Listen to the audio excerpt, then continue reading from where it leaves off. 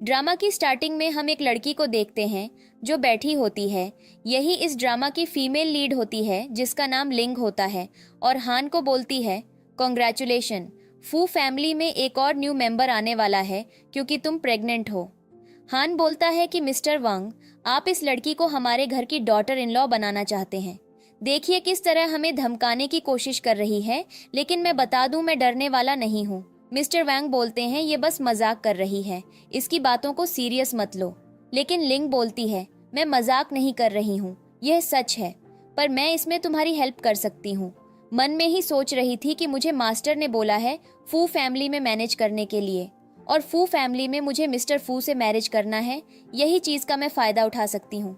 बोलती है पर एक शर्त है, तुम्हें मेरी मैरिज मिस्टर फ्यू से करानी पड़ेगी। हान गुस्से से बोलता है कि तुम ज्यादा आगे मत बढ़ो, वह मेरे अंकल हैं, तुम उनसे मैरिज करने के लायक नहीं हो। वह बोलती है कि मैं तुमसे मैरिज नहीं कर रही हूँ तो तुम इतना ज्यादा गुस्सा कर रहे हो, कहीं तुम मुझे पसंद तो नहीं करने लगे हो। वह बोलता है मुझे पता है तुम ये सब ड्रामा कर रही हो ताकि मैं तुमसे मैरिज कर लूँ, ऐसा कुछ भी नहीं है। वह बोलती है ठीक है, तुम्हें ट्रस्ट नहीं हो रहा तो मैं दिखा देती हूँ, और आकर उसके पेट पर मैजिक करती है जिससे उसके अंदर जो चाइल्ड होता है उसकी आवाज आने लगती है। वह एक लड़की होती है। हान तो काफी हैरान था कि ये क्या हो रहा है उसके पेट को, और वह इस चक्कर में बेहोश भी हो जाता है। फिर हम देखते हैं मिस्टर वांग उसे होश में ला रहे होते हैं, तो जल्दी से हान अपने अंकल के पास कॉल करता है और उन्हें जल्दी से यहाँ आने के लिए बोलता है। बाद में देखते हैं मिस्टर फू वहाँ पर आया हुआ था और वह व्हील चेयर पर था, यानी कि अपने पैरों से चल नहीं सकता था। वह हान से बोल रहा था कि तुमने इसके झूठे बातों पर ट्रस्ट कर लिया, सच में तुम्हारे पास दिमाग नहीं है। हान बोलता है कि अंकल मैं सच बोल रहा हूँ, मेरे अंदर सच में एक बेबी है और मैंने उसकी आवाज़ भी सुनी है। और वह अपने अंदर के बेबी को बोलने लगता है तुम बोल कर दिखाओ जैसे तुम अभी बात कर रही थी। लेकिन वह बेबी तो बोल नहीं रही होती है और हान यहाँ पर खुद को प्रूफ नहीं कर पा रहा था। मिस्टर फू को अभी भी यह सब बात झूठी लग रही होती है। लिंग जब उसके सेक्रेटरी को देखती है तो बोलती है इसकी किस्मत तो बहुत ही खराब है। सेक्रेटरी बोलता है कि अब तुम मुझे इन सब चीज़ों के बीच में क्यों शामिल कर रही हो, और तुम्हें कैसे पता है मेरी किस्मत खराब है। मेरे वजह से मिस्टर फू को बहुत सारे कॉन्ट्रैक्ट मिलते हैं। लिंग फिर अपनी मैजिक से उसे नील डाउन कर लेती है तो सभी देखकर हैरान होते हैं। सेक्रेटरी हैरान होता है और बोलने लगता है कि मैं अपने आप से नीचे कैसे बैठ गया। लिंग बोलती है तुम्हारे ऊपर एक आत्मा का साया है क्योंकि तुमने उसकी 300 साल की तपस्या को भंग कर दिया, अब वह तुमसे बदला लेना चाहता है। सेक्रेटरी तो जल्दी से बोलने लगता है कि प्लीज मेरी हेल्प करो, मैं जल्दी मरना नहीं चाहता हूँ। मिस्टर फू बोलता है तुम्हारा कहने का मतलब है कि हान पर एक भ्रूण का साया है और मेरे सेक्रेटरी पर एक आत्मा का साया है, मुझे अभी भी ट्रस्ट नहीं हो रहा है। लिंग बोलती है ठीक है, मैं ट्रस्ट दिला देती हूँ, और वह जाकर उसके ऊपर एक टबाइज को चिपका देती है। बोलती है तुम्हारे शरीर से जो ठंडी हवा निकल रही है उसकी वजह से हान के अंदर जो आत्मा है वह डर गई है और अपनी आवाज ही नहीं निकाल पा रही है। अब वह अपनी आवाज निकाल सकती है। तभी वह लोग उस बच्चे की आत्मा की आवाज को सुनने लगते हैं जो बोल रही होती है कि यहाँ पर बहुत सारे लोग हैं और इस पर्सन के शरीर से ठंडी हवा आ रही थी, उसने तो मुझे डरा ही दिया था, अब मुझे काफी बेटर फील हो रहा है। ये सुनकर सभी हैरान थे और सभी को ट्रस्ट हो गया था कि लिंग सही बोल रही है। हन बोलता है कि अंकल अब तो आपको ट्रस्ट हो गया होगा कि मेरा दिमाग नहीं खराब है बल्कि मैं सही बोल रहा हूँ। मिस्टर फू को भी यकीन हो गया था क्योंकि वह खुद ही इस बात को अपने कान से सुन चुका था, और बोलता है कि ठीक है, तुम इन दोनों की मदद कर सकती हो, बदले में तुम्हें जो कुछ चाहिए मैं देने के लिए रेडी हूँ। वह बोलती है कि मैं तुमसे मैरिज करना चाहती हूँ। मिस्टर फू बोलता है इसके अलावा तुम्हें जो चाहिए वह तो मांग सकती हो, पर लिंग बोलती है कि मुझे बस तुमसे मैरिज ही करना है, इसके अलावा मुझे कुछ नहीं चाहिए। मिस्टर फू बोलता है ठीक है, फिर मैं यहाँ से जाता हूँ। लिंग जल्दी से उसे रोकने लगती है और बोलती है कि तुम्हें इतनी जल्दबाजी नहीं करनी चाहिए, कैसा रहेगा कि हम दोनों साथ में रहें, मैरिज तो हम बाद में भी कर सकते हैं। और मन में सोच रही थी कि मुझे जल्दबाजी में फैसला नहीं लेना चाहिए, पहले हम दोनों साथ में रहेंगे, उसके बाद फीलिंग खुद ही डेवलप हो जाएगा। मिस्टर फू इस चीज के लिए मान जाता है क्योंकि हान और सेक्रेटरी दोनों उससे रिक्वेस्ट कर रहे थे, उनकी लाइफ का जो सवाल था। हान बोलने लगता है कि चलो अब जल्दी करो और इस आफत से मुझे छुटकारा दिलाओ, पर लिंग उसे दूर हटा देती है और बोलती है सबसे पहले मुझे इस सेक्रेटरी की आफत से दूर करना पड़ेगा क्योंकि वह आत्मा हमारे दरवाजे पर ही खड़ी है, जिसे सुनकर वह सभी डर जाते हैं। सेक्रेटरी बोलने लगता है कि वह आत्मा कहाँ पर खड़ी है, मुझे तो दिखाई नहीं दे रही है। अगर वह हमें दिखाई नहीं देगी तो हमें पता कैसे चलेगा कि वह यहाँ पर कहाँ खड़ी है। लिंग बोलती है, तुम चिंता मत करो, मैं यहाँ पर हूँ ना, सभी चीजें मैं खुद हैंडल कर रही हूँ। और फिर उसके सर से एक बाल को तोड़कर टबेज में लपेटकर जला देती है, जिससे वहां पर जो बिल्ली थी वह दिखाई देने लगती है और इसके अंदर ही एक आदमी की आत्मा छिपी हुई थी। वह सभी बोलने लगते हैं कि यह तो एक बिल्ली है, तुम तो बोल रही थी कि किसी इंसान की आत्मा ने मुझ पर कब्जा किया है। लिंग बोलती है, इस बिल्ली के अंदर ही एक आत्मा छिपी हुई है और ये फिर से इंसानी शरीर पाने के लिए 300 सालों से तपस्या कर रही है और तुमने उसकी तपस्या को भंग कर दिया है। सेक्रेटरी बोलता है, लेकिन मुझे तो इसके बारे में कुछ पता नहीं है। तो वह कैट उसे याद दिलाने लगती है जब सेक्रेटरी नशे में था और वह उसके ऊपर ही पानी गिरा देता है, तो इससे बिल्ली की तपस्या भंग हो गई थी। प्रेजेंट में सेक्रेटरी ये सब याद करके बोलने लगता है, मैं उस दिन बहुत ही नशे में था, इसलिए मुझसे गलती हो गई, प्लीज मुझे माफ कर दो। पर वह बिल्ली बोलती है, मैं तुम्हें इतनी आसानी से नहीं छोड़ सकता हूँ। लिंग बोलती है, ये बोल रहा है कि ये तुम्हें तभी माफ करेगा जब तुम एक जिंदा जीव को बलिदान करोगे। सेक्रेटरी बोलता है कि किसको मुझे बलि चढ़ानी पड़ेगी। वह बोलती है, एक मुर्गे की। पर वह बिल्ली बोल रहा था कि मुझे बलि नहीं चाहिए, मुझे इसकी जान चाहिए। सेक्रेटरी तो डर जाता है और बोलने लगता है, मुझे बचा लो। वह बोलती है, तुम चिंता मत करो, मैं तुम्हारी हेल्प करूंगी। और फिर उस बिल्ली को उठाकर बोलती है, इतना भी तुम ज्यादा गुस्सा मत करो, इसे माफ कर दो। इसने ये सब अनजाने में किया था, इसने जानबूझकर तुम्हारी तपस्या को भंग नहीं किया था। बिल्ली बोलता है, मैं इंसानी शरीर पाने के लिए इतने टाइम से इधर उधर भटकता फिर रहा हूँ, अब मेरी सारी चीजें खत्म हो गई हैं, इसे आसानी से नहीं छोड़ सकता हूँ। वह बोलती है, तुम्हारी जो तपस्या भंग हुई है उसके लिए मैं तुम्हें फिर से एक मेडिसिन देती हूँ, जिसे खाकर तुम आसानी से 300 सालों की तपस्या को पा सकोगे। और अपने पास से एक बॉल निकालती है जो काफी चमक रहा था और पीले रंग का दिख रहा था। पर बिल्ली को विश्वास नहीं हो रहा था कि इसे खाने से मेरी 300 सालों की तपस्या कैसे पूरी की जा सकती है। वह उसे बिल्ली के मुंह में डाल देती है और बोलती है, तुम इसे खाकर देखो, फिर तुम्हें पता चलेगा। बिल्ली जब उसे खाता है तो उसे काफी अच्छा फील होता है और उसे पता चल गया था कि फिर से वह अपना ध्यान केंद्रित कर सकता है। पहले के मुकाबले बहुत अधिक उसके पास शक्तियां आ गई थीं। वह बोलता है, ठीक है, जब तुमने मेरी मदद कर दी है तो मैं इस बार इस प्रॉब्लम को माफ कर दे रहा हूँ। अगली बार इसने कुछ भी किया तो मैं इसे जान से मार डालूंगा। सेक्रेटरी से थैंक यू बोलता है हमें माफ करने के लिए और बोलता है कि अगली बार से मैं ऐसा कुछ भी नहीं करूंगा, ना ही मैं कभी शराब को हाथ लगाऊंगा जिससे मुझे इस तरीके की गलतियां करनी पड़े। बिल्ली बोलता है, ठीक है, टेम्पल में तुम मुर्गे की बलि चढ़ाना मत भूलना, मैं वहां पर खाने आऊंगा। सेक्रेटरी बोलता है कि हाँ, मैं जरूर मुर्गे की बलि चढ़ा दूंगा। बिल्ली वहां से चला जाता है। वह सभी बोलने लगते हैं कि सेक्रेटरी की प्रॉब्लम तो दूर हो गई। लिंग मिस्टर फू के पास आकर बोलती है कि अब हमें चलना चाहिए। हन बोलता है, लेकिन अभी तो मेरी प्रॉब्लम दूर नहीं हुई और तुम लोग मुझे ऐसा छोड़कर क्यों जा रहे हो। वह बोलती है कि तुम्हारी प्रॉब्लम का राज फू फैमिली में छुपा हुआ है, तो हमें वहीं पर चलकर देखना चाहिए। हान तो हैरान होता है कि फू फैमिली का क्या लेना देना और मेरे अंकल के घर पर मेरा राज क्यों छुपा हुआ है। वह बोलती है, ये तो हमें वहां पर जाकर पता चलेगा। मिस्टर फू अपने घर पर आ गया होता है और अपने रूम में आकर सेक्रेटरी से बात कर रहा होता है। सेक्रेटरी बोलता है, हम सभी ने देखा कि कैसे लिंग ने मेरी मदद की थी और मेरे सर पर जो आत्मा का साया था उसे दूर कर दिया, मेरी प्रॉब्लम सॉल्व कर दी। साथ में वह हान की भी प्रॉब्लम सॉल्व करने वाली है। आप भी अपने पैरों को क्यों नहीं उसे दिखा देते, क्या पता वह आपके पैरों को ठीक कर सकती है। मिस्टर फू बोलता है कि मेरे पैर बहुत ही टाइम से खराब हैं और उन्हें ठीक नहीं किया जा सकता।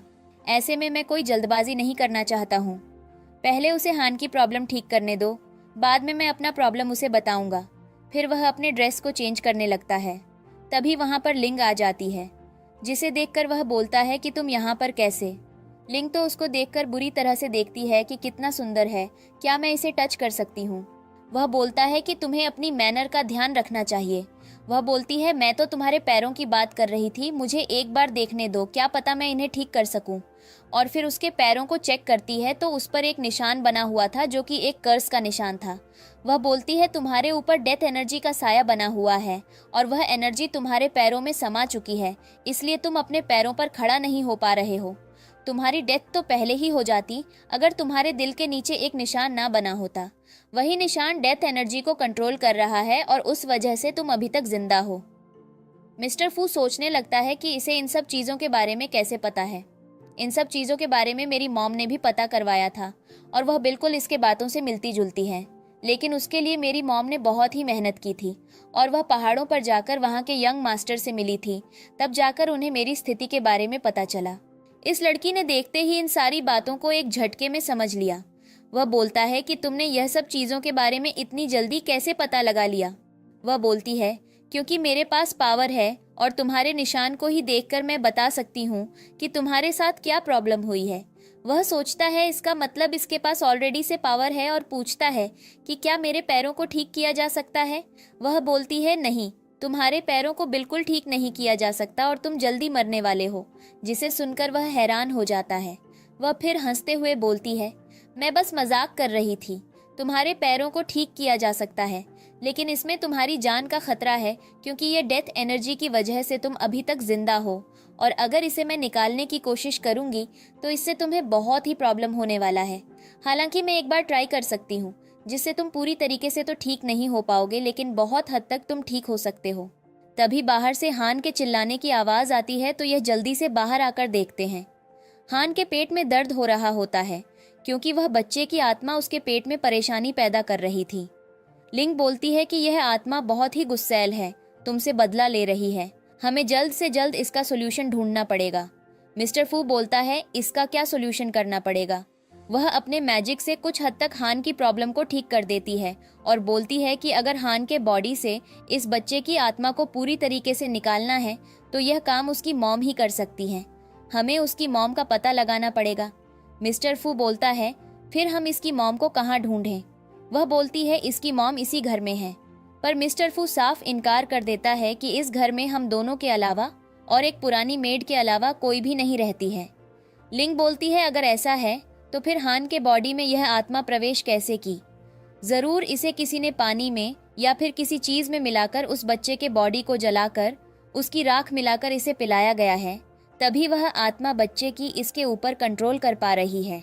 हन जब ये सुनता है तो उसे वॉमिटिंग होने लगती है, क्योंकि उसे कभी भी यह उम्मीद नहीं थी कि उसने कुछ इस तरीके की चीज खाई भी हो सकती है। तभी वहां से उसी बच्चे की मॉम की आत्मा गुजरती है, जिसे वह तीनों देखते हैं। मिस्टर फू बोलता है कि हाँ, मैंने उसे देख लिया। हन बोलता है कि जब आपने उसे देख लिया तो आप यहाँ से भाग क्यों नहीं रहे हैं? मिस्टर फू बोलता है, कुछ भी बोलने से पहले मेरे पैरों की हालत देखो। लिंग बोलती है कि मैं उसके पीछे जा रही हूँ, तुम दोनों एक दूसरे का ख्याल रखना। और फिर वह आत्मा का पीछा करने लगती है। इधर यह दोनों अकेले हो जाते हैं तो हान जल्दी से आकर मिस्टर फू को गले लगा लेता है और वह दोनों एक दूसरे के साथ ही होते हैं। उधर लिंग जब आती है तो वह उस रूम में जाने लगती है जिस रूम में वह आत्मा रह रही थी। वहां पर वह सभी चीजों को हिलते हुए देखती है और आत्मा ने डोर को भी बंद कर दिया था। लिंग को सामान के मूवमेंट से पता चल जाता है कि आत्मा कहाँ कहाँ जा रही है, इसलिए वह उस पर मैजिक करने लगती है और बोलती है सामने आने के लिए। लेकिन वह आत्मा इतनी आसानी से उसके सामने नहीं आ रही थी। वह बोलती है, ठीक है, जब तुम मेरी बात नहीं मान रही हो तो मुझे तुम्हें पनिशमेंट देना ही पड़ेगा। वैसे मैं तुम्हें पहले ही बता दे रही हूँ, मेरा इरादा तुम्हें चोट पहुँचाने का नहीं था, लेकिन तुम्हारी गलती की वजह से मुझे ऐसा करना पड़ रहा है। और फिर उसने एक तलवार निकाल ली थी जिससे वह आत्मा के ऊपर एक बार वार करती है, पर फिर भी वह सामने नहीं आ रही थी। तो वह दोबारा से उस पर हमला करती है जिससे वह आत्मा नीचे गिर जाती है और उस पर अटैक करने आ रही थी, लेकिन लिंग जल्दी से उसके ऊपर ताबीज लगा देती है। तो वह आत्मा जिसके बॉडी में शामिल थी उसके शरीर को छोड़कर निकल जाती है। ये कोई और नहीं बल्कि घर की मेड होती है। तभी वहां पर मिस्टर फू और हान भी आ जाते हैं। हान उसे देखकर बोलता है कि आप यहाँ पर, आपने मेरे साथ ऐसा क्यों किया? मैंने तो आपका कुछ नहीं बिगाड़ा था। इतने सालों से आप हमारे घर पर काम करती हैं। मेड गुस्से से बोलती है, तुम्हारी हिम्मत कैसे हुई ये बात बोलने की कि तुमने मेरा कुछ नहीं बिगाड़ा है? तुमने तो मेरी पूरी जिंदगी बर्बाद कर दी है। तुम्हारी वजह से मेरी ग्रैंड डॉटर ने सुइसाइड कर लिया। यहाँ तक कि जब वह प्रेग्नेंट थी तो तुमने उसे अबॉर्शन करने पर फोर्स किया, जिससे वह बर्दाश्त नहीं कर पाई और उसने खुद को मार लिया। हन बोलता है, भले मैंने बहुत आदमी को डेट किया है, पर इसका मतलब ये नहीं कि मैं इस तरह का घटिया इंसान हूँ और किसी को अबॉर्शन के लिए बोलूंगा, जबकि मैंने किसी को प्रेग्नेंट ही नहीं किया। मेड बोलती है कि तुम अपनी रिस्पॉन्सिबिलिटी लेने से बच रहे हो, इसलिए झूठ बोलने की कोशिश मत करना। हान बोलता है कि मैं नहीं बल्कि झूठ आप बोल रही हैं। आपको कोई गलतफहमी हो गई है और सारा ब्लेम आप मुझ पर लगा रही हैं। ब्लेम लगाने से पहले आपको ठीक से पता करना चाहिए उन दोनों की ऐसे ही बहस हो रही होती है। लिंग बोलती है कि हम सच का पता ही लगा लेते हैं कि कौन सच बोल रहा है और कौन झूठ। इसके लिए वह टबाइज को हान के ऊपर चिपका देती है और फिर उसे पूछने लगती है कि बोलो, क्या मेड जो कुछ भी बोल रही है वह सच है? पर वह मना कर देता है। मेड बोलती है कि तुम लोगों का ये नाटक देखकर मैं सच में यकीन कर लूंगी, ये सोचना भी मत। लिंग बोलती है कि अगर आपको यकीन नहीं हो रहा है तो मैं आपको यकीन भी दिला सकती हूँ। और फिर वह बोलती है कि बताओ मिस्टर फू, जो कि तुम्हारे अंकल हैं, क्या उनके पास से तुमने कुछ चोरी की है? वह मना कर देता है, यानी कि वह झूठ बोलता है, तो उसे बहुत ही जोर का बिजली का झटका लगता है और वह इस दर्द को बर्दाश्त भी नहीं कर पा रहा था और बोलता है कि मैंने तो बस अंकल का कॉफी का पैकेट चुराया था जो कि उन्होंने मंगाया था। मैं तो बस उसे टेस्ट करना चाहता था, लेकिन वह एकदम बेकार निकला। लिंग बोलती है कि अब आपको ट्रस्ट हो गया कि यह सच बोल रहा है। जब भी यह झूठ बोलेगा तो इसे ऐसे ही बिजली का झटका लगेगा। मेड बोलती है ऐसा कैसे हो सकता है? मेरी ग्रैंड डॉटर ने खुद मरने से पहले इस बात को बताया था उसके साथ क्या क्या हुआ। लिंग बोलती है कि क्या उसने साफ तौर पर हान का नाम लिया था? मेड बोलती है नहीं, उसने साफ तौर पर हान का नाम तो नहीं लिया था, लेकिन मुझे पता है कि यह दोनों एक दूसरे को डेट कर रहे थे। हान बोलता है कि मैंने कभी भी आपकी ग्रैंड डॉटर को डेट नहीं किया, मैं तो जानता भी नहीं हूँ कि आपकी ग्रैंड डॉटर है कौन। मेड बोलती है अगर तुम जानते नहीं तो फिर वह तुम्हारे बारे में कैसे जानती है? और मुझे तुम दोनों के साथ में होने के बहुत सारे एविडेंस मिले हैं जो कि उसके फोन में थे। हन बोलता है कि सबसे पहले आप मुझे उसकी फोटो दिखाइए, तब मैं बता पाऊंगा।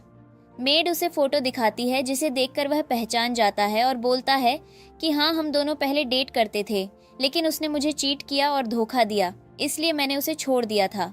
भले ही हमने एक बार नाइट स्पेंड किया था, पर बाद में मुझे पता चला कि वह हमेशा क्लब जाया करती थी और किसी और के साथ थी, तो मैंने उसके लिए उससे झगड़ा भी किया था। हमारे बीच में बहुत सारी बातें हुई थी, पर फिर भी वह उस पर्सन को छोड़ने के लिए रेडी नहीं थी, इसलिए हम दोनों अलग हो गए थे और हमारा ब्रेकअप पहले ही हो गया था। उसने तो मुझे बताया भी नहीं था कि वह कभी प्रेग्नेंट रही है। मेड बोलती है ऐसा कैसे हो सकता है? अगर वह तुम्हारे साथ नहीं थी तो फिर वह किसके साथ थी?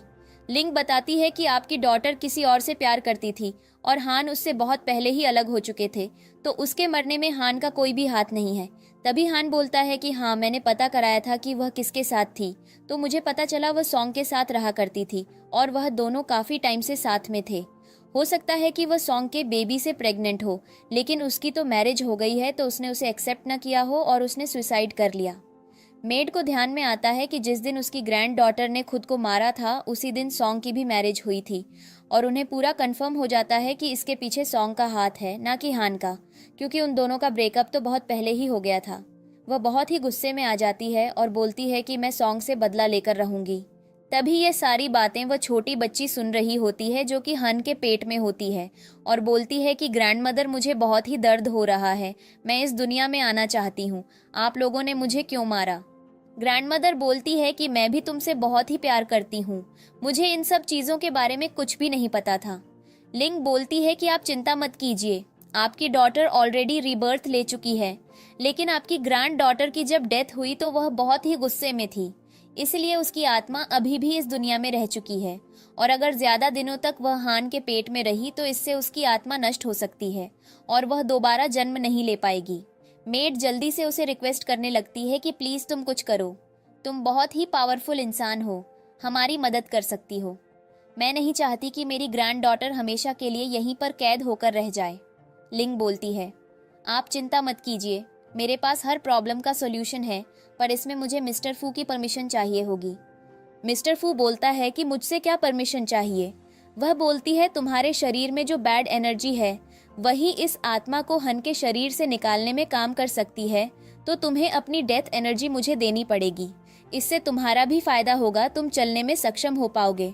मिस्टर फू परमिशन देता है। उससे पहले हान बोलता है कि हाँ, मैं अंकल के बदले में भी परमिशन देता हूँ, तुम जल्दी काम करो जिससे मेरी डॉटर की आत्मा को शांति मिले। मिस्टर फू को भी इस चीज में कोई भी प्रॉब्लम नहीं होती है। लिंग फिर उसके पैरों से डेथ एनर्जी को इकट्ठा कर अपने टैबिज में डाल देती है। फिर वह टैबिज पर कुछ मांत्रा पढ़कर मेड को बोलती है अपना ब्लड डालने के लिए, इसी से आत्मा को नियंत्रित किया जा सकता है। मेड फिर उस टबिज पर अपना ब्लड डाल देती है और लिंग उस टबिज को हन के ऊपर चिपका देती है। बोलती है कि तुम्हें ऐसा दर्द फील होगा जैसे कि तुम डिलीवर कर रहे हो, इसलिए तुम्हें इस पेन को बर्दाश्त करना पड़ेगा। हान को सच में बहुत ज्यादा पेन होने लगता है और वह आत्मा उसके शरीर को छोड़कर चली जाती है। मेड बोलती है कि मैं जा रही हूँ सभी चीजों का बदला उस सॉन्ग से लेने, और वहां से चली जाती है। फिर वह तीनों बैठे होते हैं जहां हान बोल रहा होता है कि तुमने तो कहा था कि अगर डेथ एनर्जी अंकल के शरीर से बाहर आ जाएगी तो वह अपने पैरों पर चल सकेंगे, फिर वह अपने पैरों पर खड़ा क्यों नहीं हो रहे हैं? लिंग बोलती है कि हान तुम्हारे अंकल के पैरों में पहले से ज्यादा सुधार आ गया है और वह थोड़ी देर के लिए खड़े हो सकते हैं। यह तो अच्छा हुआ कि उसके बॉडी से डेथ एनर्जी निकल गई है, वरना एक दिन डेथ एनर्जी उसके बॉडी में इतना ज्यादा पेन कर देती कि वह इस पेन को बर्दाश्त नहीं कर पाता और उसकी डेथ हो जाती। हन बोलता है कि क्या सच में मेरे अंकल जिंदा नहीं रह पाएंगे? वह बोलती है कि नहीं, डेथ एनर्जी को मैंने निकाल दिया है तो अब उसकी डेथ नहीं होगी। वैसे भी अगर उस एनर्जी को ना भी निकाला जाता फिर भी मिस्टर फू के पास वह पावर्स थी जिससे वह उस एनर्जी के पेन को बर्दाश्त कर पाता। यह किसी चमत्कार से कम नहीं है, तभी तो तुम्हारे अंकल इतने टाइम तक जिंदा रहे हैं। हन बोलता है ये तो अच्छा हुआ, मुझे तो लगा था कि तुम्हारी वजह से कहीं अंकल की डेथ ना हो जाए। वह बोलती है ये बहुत ही बोल रहा है, मिस्टर फू तुम इसे यहाँ से निकाल क्यों नहीं देते हो? हन बोलने लगता है कि मैंने अभी अभी अपने बेबी को खोया है, तुम लोग मेरे साथ ऐसा कैसे ट्रीट कर सकते हो, मुझे यहीं पर रहने दो। तभी वहां पर मॉम आती हैं और मिस्टर फू को देखकर बोलने लगती हैं कि तुम ठीक हो, देखो मैं तुम्हारे लिए चिकन सूप लेकर आई हूँ, ये अभी गर्म है तो तुम्हें जल्दी खा लेना चाहिए। वैसे आज तुम्हारे चेहरे पर इतना डिफरेंस क्यों नजर आ रहा है? ऐसा लग रहा हो जैसे मानो तुम बहुत दिन के बाद स्माइल किए हो, ऐसा मानो जैसे हमारी जिंदगी की खुशी आ गई हो। तुम्हें ऐसा देखकर इधर लिंग हान से पूछ रही होती है कि यह कौन है। वह बताता है कि यह अंकल की मॉम है। मॉम पूछ रही होती है कि तुम बताओ तुम्हारी इस खुशी का राज क्या है? हान बोलता है कि अंकल की खुशी का राज कोई और नहीं बल्कि हमारी आंटी हैं। यह सुनकर वह हैरान होती है कि तुम्हारी आंटी कौन है, अभी तो मिस्टर फू की मैरिज भी नहीं हुई है। हन बताता है कि यह देखिए यहाँ पर बैठी हुई है, इसके पास बहुत सारी पावर्स हैं, ये भूतों को भी भगा सकती है और अंकल के पैर को भी इन्होंने ही ठीक किया है। मॉम बोलती है कि क्या मिस्टर फू के पैर ठीक हो गए हैं? अगर ऐसा है तो तुम जल्दी करो और मुझे चलकर दिखाओ। मिस्टर फू फिर खड़ा होने की पूरी कोशिश करता है और वह ऐसा कर भी लेता है, थोड़े टाइम के लिए ही सही, लेकिन वह खड़ा हुआ था। ये देखकर मॉम बोलने लगती है कि मेरे सन के पैर ठीक हो गए हैं, मैं सच में गॉड का शुक्रिया अदा करती हूँ। फिर बोलती हैं कि ये लड़की कौन है, ये हमारे घर पर क्या कर रही है? हान बोलता है मैंने अभी तो बताया, अंकल और यह एक दूसरे के साथ ही रहते हैं। पर मॉम जल्दी से जाकर एक डंडा लेकर आती हैं। हान उन्हें रोकने लगता है कि आप आंटी को प्लीज हिट मत कीजिए, उन्होंने बहुत मदद की है हमारी। मॉम बोलती हैं मैं इस लड़की को नहीं बल्कि अपने सन को हिट करने जा रही हूँ। उसकी हिम्मत कैसे हुई अपने से छोटी लड़की को फंसाने की? ये खुद तो ओल्ड हो चुका है और इसे बिल्कुल भी यह चिंता नहीं है कि जिसके साथ वह रह रहा है वह इससे छोटी है। हान तो बेचारा देखता ही रह जाता है कि वह मिस्टर फू को हिट करने जा रही थी, लेकिन हान उन्हें रोकते हुए समझाता है कि यह छोटी नहीं है बल्कि 23 इयर्स की हो गई है। मॉम हैरान होती है, बोलती है देखने से तो यह हाई स्कूल की लड़की लगती है, 23 इयर्स की कैसे हो सकती है? वह बोलता है कि अगर आपको ट्रस्ट नहीं है तो आप खुद से पूछ लीजिए। लिंग भी बोलती है अगर आपको ट्रस्ट नहीं है तो मेरा आईडी कार्ड देख सकती हैं। मॉम जब देखती हैं तब जाकर उन्हें बिलीव होता है और वह बोलती हैं ठीक है, मुझे तुम लोगों के रिलेशन से कोई भी प्रॉब्लम नहीं है, लेकिन हन अगर मिस्टर फू कभी भी बुली करेगा तो तुम मेरे पास आ सकती हो, मैं इसे अच्छे से सबक सिखाऊंगी। इसके पैर भले ही ठीक हो गए हों, मैं मार कर फिर तोड़ दूंगी अगर इसने तुम्हारे साथ कुछ भी करने की कोशिश की। मिस्टर फू बोलता है कि मॉम आप जैसा सोच रही हैं वैसा कुछ भी नहीं है। मॉम उसे चुप करा देती हैं और बोलती हैं कि खुद तो ओल्ड हो चुके हो, इतने टाइम बाद तुमने किसी वुमन को पसंद किया है, अब इसके साथ तुम्हें पूरी लाइफ रहना पड़ेगा। लिंग बोलती है पर मॉम ये मेरे साथ नहीं रहना चाहता है और अभी तक इसने मुझे परमिशन नहीं दी है साथ आने के लिए। मॉम बोलती हैं ऐसा कैसे, ये रिस्पॉन्सिबिलिटी नहीं लेना चाहता है, मैंने अब बोल दिया कि तुम ही मेरे घर की डॉटर इन लॉ बनोगी, इसे कोई भी टाल नहीं सकता, यहाँ तक कि मिस्टर फू भी नहीं। अभी तक तो ये मनमानी करते हुए इतना ओल्ड हो चुका है, अब ये कितना ओल्ड होगा। अब से मेन डिसीजन लूंगी और इसे बात माननी ही पड़ेगी। मिस्टर फू भी बेचारा कुछ नहीं बोल पाता है अपनी मॉम के सामने। नाइट में वह अपने पैरों को फिर से खड़ा करने की कोशिश कर रहा था, लेकिन इसका कोई भी फायदा नहीं होता। तब वहां पर लिंग आ जाती है अपना पिलो लेकर उसे देखकर वह पूछता है कि तुम यहाँ पर क्यों आई हो। लिंग बोलती है कि बाकी के गेस्ट रूम सभी बंद हो गए हैं, मुझे बस यही रूम खाली मिला इसलिए मैं यहाँ पर आ गई हूँ, तो तुम्हें मुझे यहीं पर रखना होगा। मिस्टर फू को समझ आ जाता है कि यह सारा काम जरूर हन का होगा। लिंग बैठकर उसे भी आने के लिए बोलती है, पर फिर उसे रियलाइज होता है कि मिस्टर फू के पैर तो काम ही नहीं कर रहे हैं, इसलिए बोलती है बेड पर तुम कैसे आते हो, चलो मैं तुम्हारी मदद कर देती हूँ उठाकर लाने में। लेकिन मिस्टर फू मना कर देता है कि मैं खुद से आ सकता हूँ। फिर देखते हैं वह बेड पर लेटा हुआ था। लिंग उसे बोल रही होती है कि क्या तुम अपने ड्रेस को निकालने वाले नहीं हो, मुझे तुम्हें देखना है।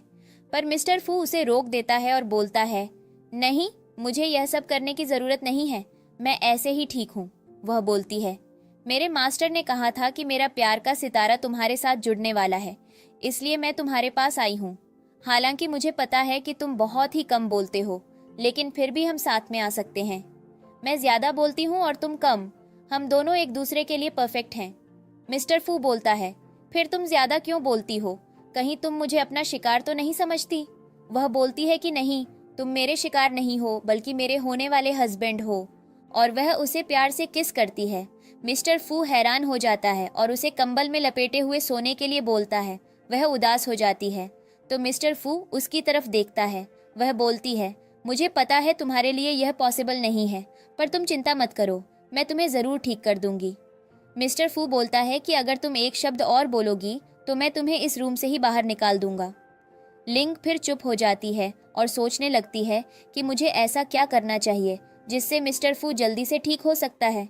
उस टाइम मैंने उसकी बुरी आत्मा को भगाया था, तो मुझे मिस्टर फू के शरीर से डेथ एनर्जी का एक हिस्सा निकालना पड़ा था। ऐसे में अगर मैं बहुत सारी आत्माओं को भगाने की कोशिश करूंगी तो मैं मिस्टर फू के बॉडी से डेथ एनर्जी को और ज्यादा बाहर निकाल सकती हूँ और वह जल्दी ठीक हो सकता है। फिर वह हान के पास मैसेज करके पता करने के लिए बोलती है कि उन्हें भूत भगाने वाले क्लाइंट कहाँ पर मिलेंगे। उसके पास जितना पैसा आएगा वह उसमें से हान को भी देगी। फिर देखते हैं वह तीनों साथ में होते हैं। हान बोल रहा था आंटी मैंने सभी क्लाइंट की लिस्ट बना ली है, आपको चिंता करने की जरूरत नहीं है, वह आपको पैसा जरूर देंगे और हम उन पर पूरा ट्रस्ट कर सकते हैं। वह बोलती है हान तुम भी तो एक मॉम हो, तुमने एक बेबी को बर्थ दिया था, क्या तुम भूल गए हो? लेकिन अब तुम दलाल बन चुके हो तो तुम्हारा नाम मैं दलाल ही रखूंगी। वह बोलता है कि ये सब पहले की बातें हैं, आप प्लीज अभी उन्हें मत उखाड़िए, वैसे भी मेरे साथ बहुत बुरा एक्सीडेंट हुआ था। मिस्टर फू बोलता है कि मैंने तुम्हारा कार्ड ऑलरेडी बंद कर दिया है, फिर भी तुमने सबक नहीं सीखा और अब तुम किस तरीके का काम स्टार्ट करने जा रहे हो। लिंग सोचती है तभी तो यह अपना हिस्सा लेने के लिए मेरे साथ काम कर रहा है। हान भी यही सोच रहा था, आपने मेरा कार्ड बंद कर दिया है इसलिए तो मैं इस तरीके का काम स्टार्ट कर रहा हूँ अपनी पॉकेट मनी कमाने के लिए। और बोलता है अंकल मैंने कल अपने विचार्ट पर यह पोस्ट किया था कि मेरी आंटी भूत भगाती हैं। तब मुझे एक पर्सन का रिप्लाई आया, वह आपके ही कंपनी में काम करता है जनरल मैनेजर की पोजीशन पर और हमें आज के लिए बुलाया है तो हमें वहां पर चलना चाहिए। लिंग भी बोलती है कि हान इस तरीके से मैं तुम्हारे पैर को जल्दी ठीक कर सकती हूँ। मिस्टर फू को भी फिर प्रॉब्लम नहीं होती है और वह जनरल मैनेजर के घर पर आए होते हैं। जनरल मैनेजर लिंग को ग्रीट करते हुए बोलता है कि मैंने आपके बारे में बहुत सुना है। लिंग का ध्यान अंदर की तरफ था क्योंकि वह कुछ चीजों को फील कर पा रही थी। जनरल मैनेजर पूछता है कि क्या हुआ, आप किसे देख रही हैं? वह बोलती है कुछ नहीं, तुम बता सकते हो कि तुम्हारे घर पर क्या प्रॉब्लम हो रही है? वह बोलता है कि हाँ, पिछले टाइम से मेरे घर पर बहुत ही अजीब चीजें हो रही हैं, मैंने यहाँ पर एक वुमन की आत्मा को देखा है। तो लिंग उसे और भी क्वेश्चन करने लगती है कि वह आत्मा कैसी दिखती है और वह यहाँ पर क्यों रह रही है, क्या आपको इसके बारे में कुछ पता है? जनरल मैनेजर सोचने लगता है कि मैंने तो कभी उम्मीद नहीं की थी कि मुझे इस टाइप के क्वेश्चन का भी आंसर देना पड़ेगा। वह बोलते हैं मुझे माफ कीजिए, मैंने यह सब बहाना बनाया था ताकि आप लोगों के काम में मैं हेल्प कर सकूं। मैंने वीचैट पोस्ट पर मिस लिंग के काम करने की अपडेट देखी थी तो मैंने उस पर कमेंट कर दिया ताकि और भी लोग इनसे काम करवाएं। लिंग बोलती है कि तुम सही बोल रहे हो, यहाँ पर कोई भी वुमन की आत्मा नहीं है। जनरल मैनेजर उसे 5 मिलियन का कार्ड देते हुए बोलते हैं कि आप हमारे बुलाने पर यहाँ तक आई हैं तो आप ये पैसे रख लीजिए, ये आपके काम करने की पहली कमाई होगी। लिंग तो खुश होकर लेने लगती है पर मिस्टर फू मना कर देता है कि आप हमें रिश्वत देने की कोशिश कर रहे हैं, हमें आपके पैसे नहीं चाहिए, आपको लगता है कि मेरी होने वाली वाइफ को आपके इस रुपए की जरूरत है। जनरल मैनेजर बोलते हैं मेरा मतलब ये नहीं था, मैं बस चाहता था कि आप लोगों की हेल्प करूं ताकि आपके बिजनेस को आगे बढ़ाने में मदद मिल सके। तभी वहां पर उनका सन आता है और गुस्से में बोलने लगता है कि यहाँ पर क्या हो रहा है। जनरल मैनेजर हंसते हुए बोलते हैं कि कुछ नहीं, बस एक सामान गिर गया था, उसी की आवाज आ गई होगी। उनका सन वहां से मुंह बनाकर चला जाता है। देखने से साफ पता चल रहा था कि वह उनसे बिल्कुल भी प्यार नहीं करता था। फिर भी जनरल मैनेजर हंसते हुए उससे बात कर रहे थे। मिस्टर फू बोलता है कि क्या यह आपका ही सन है, क्योंकि आप जैसा यह बिल्कुल नहीं दिखता है। जनरल मैनेजर बोलते हैं कि हाँ, ये मेरा ही सन है, मेरे पर नहीं गया है बल्कि अपनी मॉम पर गया है, काफी हैंडसम दिखता है। मिस्टर फू बोलता है कि क्योंकि यहाँ पर कोई भी भूत नहीं है तो हम यहाँ से चलते हैं। लिंग बोलती है, मैंने कहा था कि यहाँ पर वुमन की आत्मा नहीं है, ऐसा नहीं कहा था कि मैन की आत्मा नहीं है। जनरल मैनेजर बोलता है, क्या मतलब, क्या मेरे घर पर कोई आत्मा है? लिंग बोलती है हाँ, और फिर वह अपने ताबीज से उस आत्मा को हल्की धुंधली परछाई में बदल देती है। जनरल मैनेजर यह देखकर ठीक से पहचान नहीं पाता है और डरकर बोलने लगता है कि आपको मुझे बचाना होगा, पता नहीं आत्मा मेरे घर पर अचानक से कैसे आ गई। लिंग बोलती है, ये आत्मा तुम्हारे घर पर अचानक से नहीं बल्कि बहुत टाइम से रहती आई है। लिंग फिर उस आत्मा को इंसान में चेंज कर देती है। अब उन्हें हर कोई देख सकता था। पीछे से जनरल मैनेजर के डैड की आत्मा उन्हें डंडे से मारती है। उसे देखकर जनरल मैनेजर बहुत ही हैरान होता है और बोलता है कि डैड आप यहाँ पर, आपकी तो डेथ हो गई थी। डैड बोलते हैं, तुम बेवकूफ इंसान, तुम्हें 10 साल तक पता नहीं चला कि तुम्हारी वाइफ पहले से ही प्रेग्नेंट थी। वह तुम्हें इतने टाइम तक धोखा देती रही और जिसे तुम अपना सन मान रहे हो वह तुम्हारा सन नहीं बल्कि एक इलेजिटिमेट चाइल्ड है। जनरल मैनेजर अपने डैड को देखकर बहुत ही इमोशनल हो जाता है और उन्हें गले लगाने जाता है, लेकिन डैड की आत्मा वहां से गायब हो जाती है। वह जल्दी से लिंग के पास आकर पूछने लगता है कि मेरे डैड कहाँ चले गए, इतने टाइम बाद तो वह मुझसे मिलने आए थे। लिंग बोलती है, इस वर्ल्ड में तुम्हारे डैड की इच्छा पूरी हो गई है, उन्होंने तुम्हें आधी बात बता दी है, इसलिए उनकी इच्छा शक्ति यहाँ पर रहने की बहुत ही कम हो चुकी है। उनकी आत्मा थोड़ी सी बची है जिसे इकट्ठा करके मैं उसे पिलो में भेज रही हूँ। तुम्हें जाकर जो भी बात करनी है तो वहाँ पर कर सकते हो। जनरल मैनेजर फिर पिलो को उठा लेता है और बोलता है कि डैड आप अभी भी क्या मुझे सुन पा रहे हैं? डैड बोलते हैं, हाँ बेवकूफ, मैं तुम्हें सुन रहा हूँ। मुझे तो समझ में नहीं आता तुम जैसे बेवकूफ बच्चे को मैं कैसे जन्म दे सकता हूँ। वह बोलता है कि डैड आपको जो भी बात बतानी है आप मुझे बता सकते हैं, मैं आपकी हर इच्छा को पूरा करूँगा। डैड उसके मुंह पर थूक देते हैं और बोलते हैं, मैंने तुम्हें कितनी बार समझाया था कि उस वुमन से तुम मैरिज मत करो, वह हमारे घर में आने के काबिल नहीं है। तुम देखो तुम्हारा वजन 200 पाउंड है और उस वुमन को देखो वह कितनी ज्यादा ब्यूटीफुल है।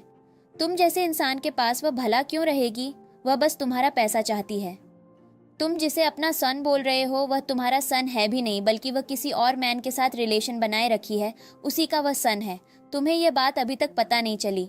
मैं यहाँ पर यही बात बताने के लिए इतने टाइम से रुका हुआ हूँ और मेरी आत्मा को शांति नहीं मिल रही है।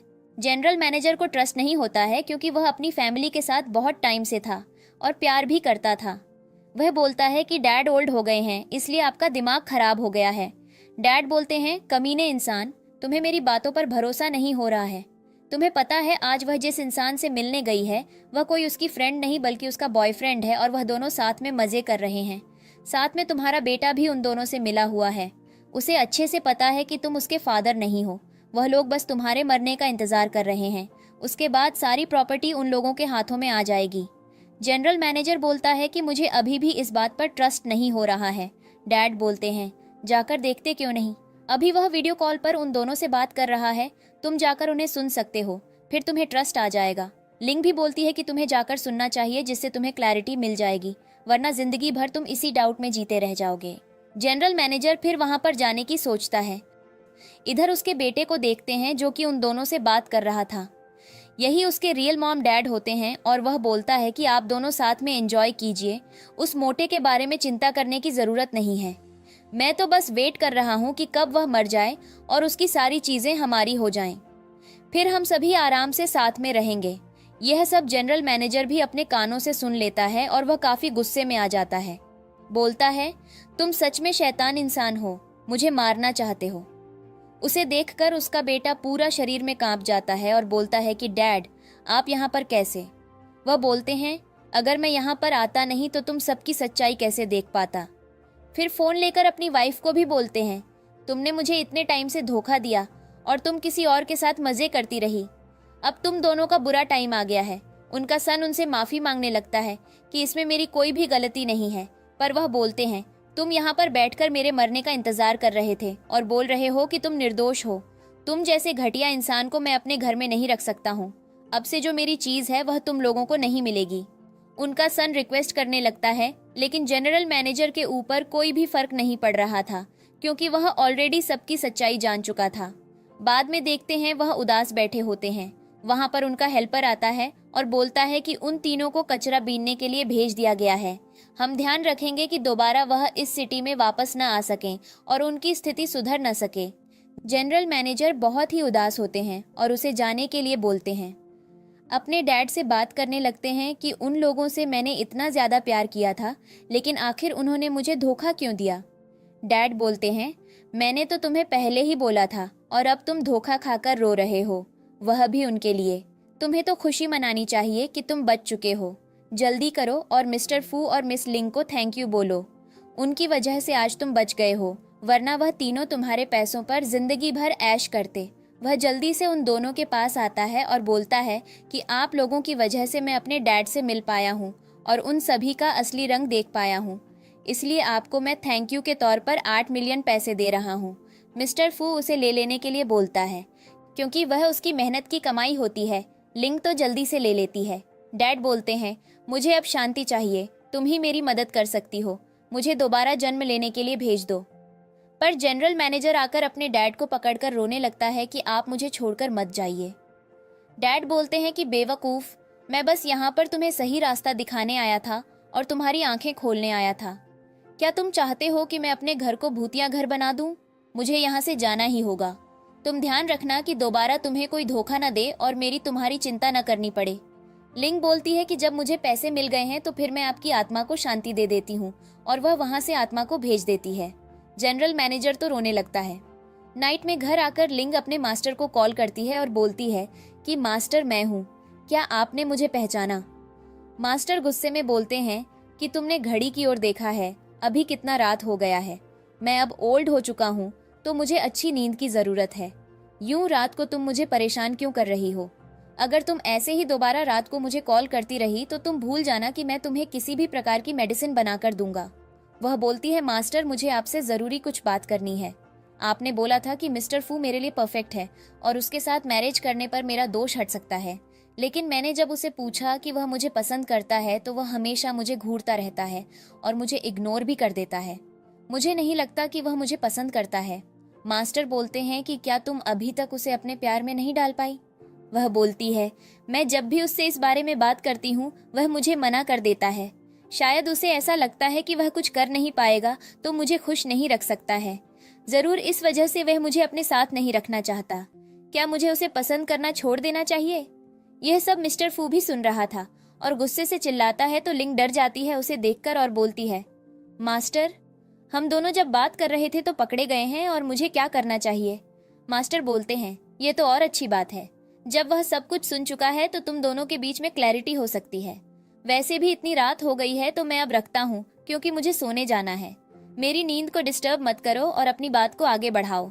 वह बोलती है, मास्टर आप मुझे अकेला छोड़कर क्यों जा रहे हैं? मैं आपकी स्टूडेंट हूँ, आपको मेरी रिस्पॉन्सिबिलिटी लेनी पड़ेगी। लेकिन मास्टर तो कब का कॉल कट कर चुके थे। मिस्टर फू बोलता है, तुम अभी क्या बातें कर रही थी? क्या तुम्हें सच में ऐसा लगता है कि मैं केपेबल नहीं हूँ? और उठने की कोशिश करने लगता है, लेकिन अभी पूरी तरीके से ठीक न होने के कारण बेड पर गिर जाता है और वह दोनों एक दूसरे के क्लोज आ जाते हैं। मिस्टर फू बोलता है, तुम्हें ऐसा लगता है मैं कुछ नहीं कर सकता, पर मैं बता दूं, मैं सब कुछ कर सकता हूँ। और जहाँ तक बात रही कि मैं तुम्हें पसंद करता हूँ या नहीं, तो ये तुमने कैसे मान लिया कि मैं तुम्हें पसंद नहीं करता? वह बोलती है कि मैं जब भी तुम्हारे जाने की कोशिश करती हूँ तो तुम मुझे इग्नोर कर देते हो, इसलिए मुझे ऐसा लगा। पर वह बोलता है, मैं तुम्हें पसंद करता हूँ और मैं तुम्हें अपने फ्यूचर से भी जोड़ना चाहता हूँ। जहाँ तक बात रही कि मैं वह सब करने में केपेबल हूँ या नहीं, तो वह तुम खुद चेक कर सकती हो। और वह दोनों साथ में सो जाते हैं। नेक्स्ट मॉर्निंग देखती है कि मिस्टर फू नहीं होता। कल नाइट की बातें सोचकर वह काफ़ी खुश हो रही थी कि मिस्टर फू की हालत धीरे धीरे ठीक हो रही है। मैं ऐसे ही कोशिश करती रहूंगी तो एक दिन पूरी तरीके से ठीक हो जाएगा, और अब तो हम दोनों साथ भी आ चुके हैं। मेरी लाइफ तो बन चुकी है, क्योंकि मास्टर ने जिस पर्सन के लिए मुझे चुना था वह भी मुझे पसंद करता है। फिर देखते हैं वह दोनों घर आते हैं, जिसे देखकर मॉम बहुत ही खुश होती हैं। बोलती हैं, मैं तुम लोगों से ही मिलने आने वाली थी। मैं चाहती हूँ कि मैरिज की डेट फिक्स हो जाए, अब मुझसे इंतजार नहीं होता। वैसे तो तुम काफी पहले से ज्यादा ब्यूटीफुल हो चुकी हो। लिंग बोलती है कि मॉम, अभी मिस्टर फू के पैर पूरी तरीके से ठीक नहीं हुए हैं, तो हमें जल्दबाजी नहीं करनी चाहिए। मॉम बोलती है, क्या मिस्टर फू के पैर पूरे तरीके से ठीक हो सकते हैं? वह बोलती है, बट इसमें टाइम लगेगा। मिस्टर फू बोलता है, मुझे शक है कि मुझ पर कोई काला जादू कर रहा है, जिसकी वजह से मैं ठीक नहीं हो पा रहा हूँ। मॉम बोलती हैं कि ऐसा कौन है, तुम मुझे बताओ, मैं उसे छोड़ूंगी नहीं। मिस्टर फू बोलता है, मुझे शक अंकल आंटी पर है, उनकी पूरी फैमिली इस चीज में मिली हुई है। लेकिन मॉम साफ मना कर देती हैं कि मैं उन्हें अच्छी तरीके से जानती हूँ, वह तुम्हारे अंकल आंटी हैं, कभी भी तुम्हारे बारे में बुरा नहीं सोचेंगे। वैसे भी उनकी कंडीशन तो तुम देख ही चुके हो। उनका सन ऑलरेडी एक बेदिमाग इंसान है और नॉर्मल लोगों की तरह नहीं रहता है। उसी वजह से वह लोग खुद ही परेशान रहते हैं। वह भला तुम्हें क्यों नुकसान पहुंचाएंगे? लिंग बोलती है, इसके लिए आपको उन लोगों को यहाँ पर बुलाना होगा, तभी जाकर सभी चीजें क्लियर हो सकती हैं। लेकिन मॉम अभी भी यह बात मानने से इनकार कर देती हैं। तो मिस्टर फू बोलता है, आपको बाद में पछतावा होगा, क्योंकि इसमें मेरी जान भी जा सकती है। जो पर्सन मुझ पर काला जादू कर रहा है उसे हमें किसी तरह करके पकड़ना होगा। बाद में देखते हैं मॉम ने वहां पर अंकल आंटी को बुलाया होता है, लेकिन आंटी बहुत ही अजीब तरीके से लग रही होती हैं। न वह ज्यादा बात कर रही थी। अंकल बोलते हैं कि आप लोगों से मिले हुए बहुत ही टाइम हो गया था, आज फाइनली सभी लोग साथ में मिल रहे हैं। मॉम बोलती हैं, तुम्हारा सन कहाँ पर है, उसे तुम साथ में लेकर नहीं आए?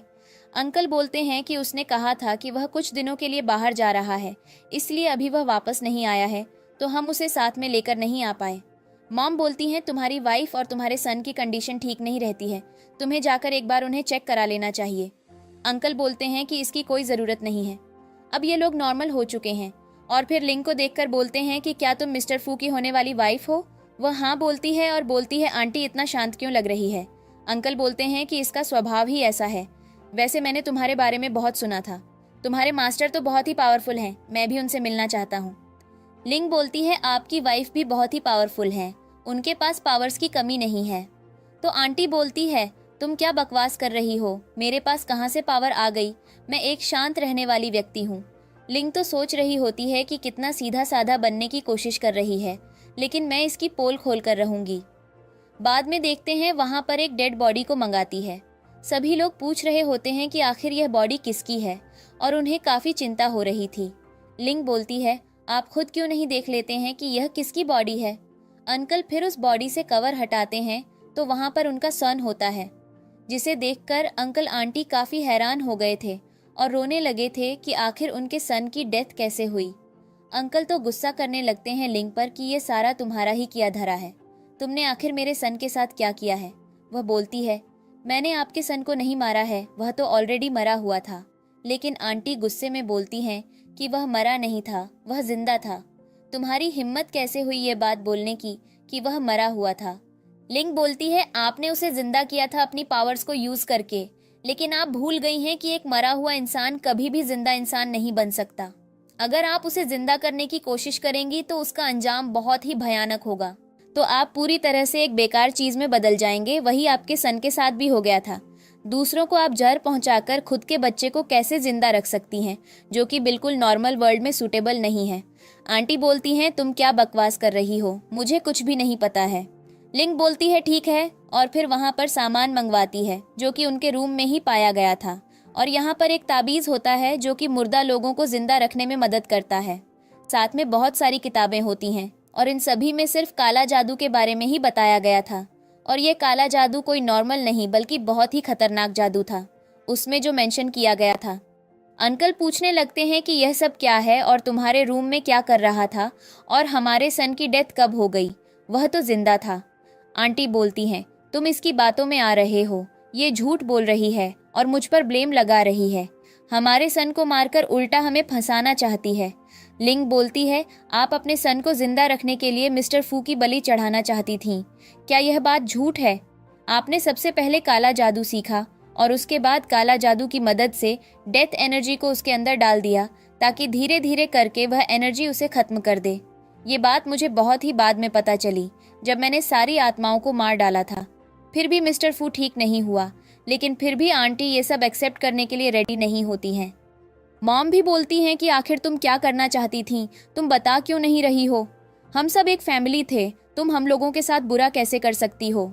लिंग बोलती है कि ठीक है, जब आप एक्सेप्ट नहीं कर रही हैं तो मैं आपके सन की आत्मा को हमेशा के लिए खत्म कर देती हूँ। और वह उनके सन की आत्मा को दिखाती है, जो कि उसने अपनी तलवार में कैद करके रखा था। यह देखकर मॉम तो परेशान हो जाती हैं और जल्दी से बोलने लगती हैं कि तुम उसे छोड़ दो। मेरे सन को तुमने कैद करने की हिम्मत कैसे की?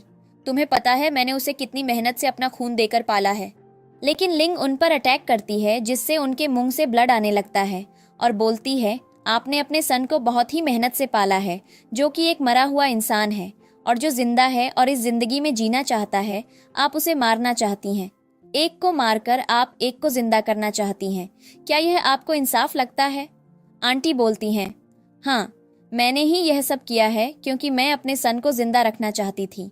मेरा सन मर रहा था और यह कैसे जिंदा रह सकता है, इसलिए मैंने यह सब किया। अगर मिस्टर फू की डेथ हो जाती है तो मेरा सन हमेशा के लिए ठीक हो जाएगा। लिंग बोलती है, यह आपकी गलतफहमी है। आपका सन एक डेड बॉडी है और उसे जिंदा रखने के लिए आपको हमेशा यह काला जादू का तरीका अपनाना ही पड़ेगा। और वह अगर जिंदा भी हो गया पूरी तरह से, फिर भी नॉर्मल इंसानों की तरह व्यवहार नहीं करेगा। अभी ही आप उसकी हालत देख सकती थीं कि वह बिल्कुल पागलों की तरह व्यवहार करता था और एक जिंदा लाश की तरह लगता था, मानो कोई इशारा कर रहा हो। आपको लगता है कि आपका यह प्लान कभी काम करेगा। इसके चक्कर में आपने मिस्टर फू की जिंदगी भी बर्बाद कर दी। मॉम भी बहुत ज़्यादा परेशान होने लगती हैं कि मैंने कभी उम्मीद नहीं की थी कि तुम हम लोगों से इतना ज़्यादा नफरत करती हो। अंकल भी बोल रहे थे कि तुम सच बताओ, क्या सच में ये सब तुमने ही किया है? आंटी के पास मानने के अलावा कोई भी ऑप्शन नहीं होता है। सच जानकर अंकल को बहुत बड़ा झटका लगता है, क्योंकि उन्होंने कभी इसके बारे में सोचा भी नहीं था कि उनकी वाइफ इस तरह की इंसान है और उनका सन, जो कि उसे हमेशा जिंदा मानते थे, वह एक मुर्दा लाश के अलावा कुछ नहीं है। लिंग बोलती है कि आप जल्दी बताइए, आपने उसकी आत्मा को कहाँ छुपा कर रखा है? अगर वह ज़्यादा देर तक इस दुनिया में रही तो उसकी आत्मा हमेशा के लिए नष्ट हो जाएगी और वह कभी भी दोबारा जन्म नहीं ले पाएगा। लेकिन आंटी साफ इनकार कर देती है ये बताने के लिए और बोलती है कि मैंने उसे अपना ब्लड देकर हमेशा जिंदा रखा है और अब जब टाइम आया उसको जिंदा होने का, तो वह कैसे हमेशा के लिए गायब हो सकता है? मैं कभी भी इस बात पर विश्वास नहीं करूँगी। लिंग बोलती है, अगर मुझे झूठ बोलना रहता तो इससे मेरा क्या फ़ायदा होता? उल्टा आपके सन की आत्मा को कभी शांति नहीं मिलेगी और वह हमेशा इस दुनिया में भटकता रह जाएगा। क्या आप चाहती हैं कि वह हमेशा दर्द में अपनी ज़िंदगी बिताए? आंटी यह सुनकर बहुत ही परेशान हो जाती हैं। अंकल उन्हें समझाते हैं कि मुझे भी उसकी डेथ के टाइम बहुत दुख हुआ था। जब वह पैदा हुआ था उसी वक्त उसकी डेथ हो गई थी। मैंने नहीं सोचा था कि तुम उसे जिंदा रखने के लिए इतने सालों से मेहनत कर रही हो। मैं मानता हूँ कि मैं कभी भी इस पर शक नहीं कर पाया, लेकिन यह चीज़ गलत है। तुम भी देख पाई हो कि वह हमेशा से एक अलग इंसान बनकर रहता आया है। अगर वह पूरी तरह से जिंदा भी हो जाता है, फिर भी हम उस पर कंट्रोल नहीं पा सकेंगे। तो बेहतर होगा कि हम उसकी आत्मा को शांति दिलाने की कोशिश करें, वरना वह शायद हमें कभी माफ़ नहीं कर पाएगा कि हमने उसे जिंदा रखने के लिए और अपने लिए उसे इस दुनिया में कैद करके रखा।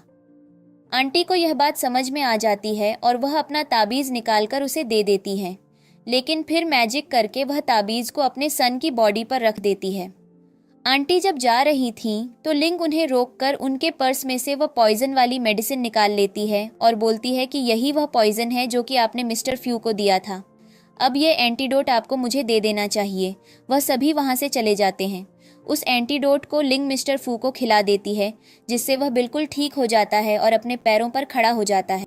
यह देखकर मॉम बहुत ज़्यादा खुश हो जाती हैं कि आखिरकार तुम ठीक हो गए। तभी वहाँ पर हान आ जाता है। ग्रैंडमा उसे मैरिज के लिए गिफ्ट लाने के लिए बोलती हैं, जो कि वह लिंग के लिए देना चाहती थी। लिंग ने आखिर उनके बेटे को ठीक किया था। तभी वहाँ पर सभी लोग उसके लिए तोहफा लाते हैं, जो कि हीरे, चांदी और भी बहुत कुछ होता है। लिंग ये देखकर बहुत ही खुश हो जाती है कि यह सब मेरा होने वाला है। मिस्टर फू बोलता है कि मेरी जितनी भी प्रॉपर्टी है वह सब तुम्हारा होगा। मॉम बोलती हैं कि हम तुम दोनों की शादी बहुत ही धूमधाम से करेंगे। मिस्टर फू बोलता है कि अब मैं ठीक हो चुका हूँ तो हम दोनों को कोई भी प्रॉब्लम नहीं होगा। लिंग बोलती है हाँ। मॉम बोलती हैं तुम लोग मुझे जल्दी से ग्रैंडसन देने की कोशिश करना। तो वह दोनों हंसने लगते हैं और फिर एक दूसरे को हग कर लेते हैं। मिस्टर फू उसे चारों तरफ घुमाने लगता है और इसी के साथ इस ड्रामा की हैप्पी एंडिंग हो जाती है।